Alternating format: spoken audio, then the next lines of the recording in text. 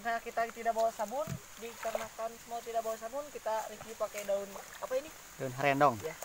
Nah itu jadi zaman dulu juga orang-orang pakainya daun harendong. Kosong.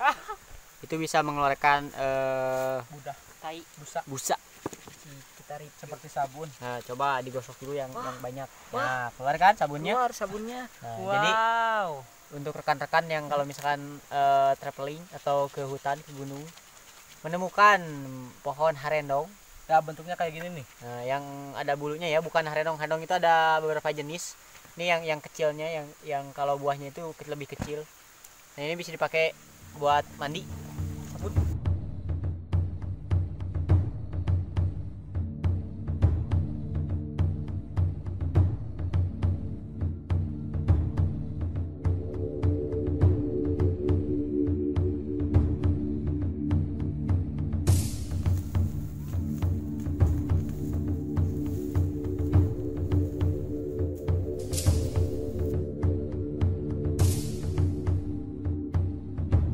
Kawan leader, berkegiatan di alam terbuka itu memiliki resiko yang sangat besar. Jika tidak dilakukan dengan persiapan, bisa saja berakibat fatal. Itu sebabnya berkegiatan di alam harus dilakukan dengan hati dan hati-hati.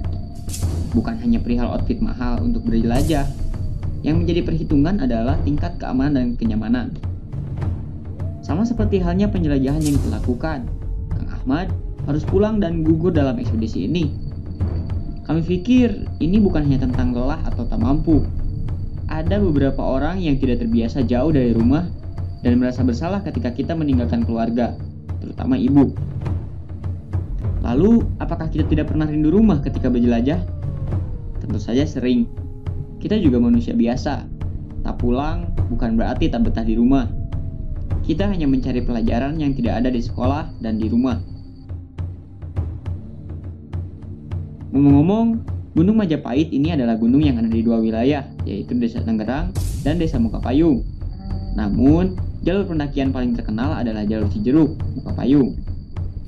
Nah, sekarang tim ekspedisi 75 hanya berlima setelah Kang Ahmad mengundurkan diri dan harus dijemput oleh tim medis. Sebetulnya ia tidak sakit dan tidak terjadi apapun pada dirinya. Hanya saja, ia sedang merasakan rindu rumah yang tidak bisa ditahan lagi. Jadi, kita juga tidak bisa memaksa. Akhirnya, anggota tim yang tersisa melanjutkan perjalanan. Kala itu, waktu sudah sore. Kita harap-harap cemas. Semoga saja bisa sampai ke puncak sebelum malam.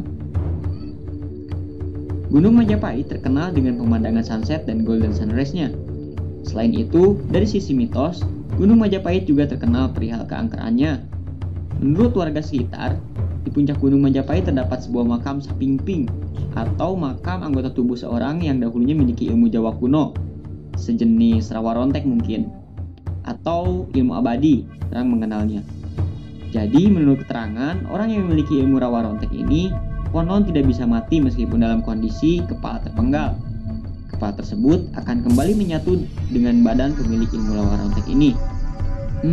Ini hanya legenda ya kawan ngider, perihal kepercayaan masing-masing saja.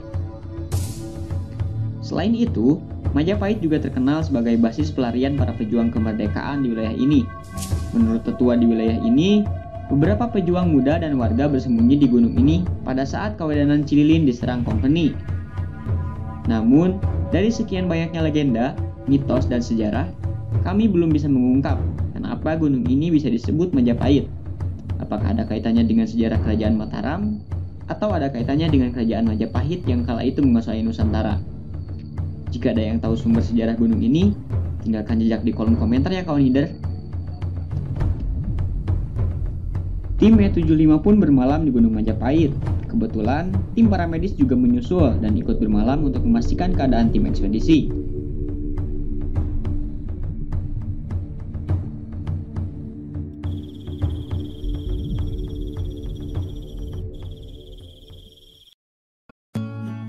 Pagi tidak pernah mengkhianati malam. Mentari hadir menyapa kami yang belum sarapan. Hehe, sarapan dulu ya kawan leader.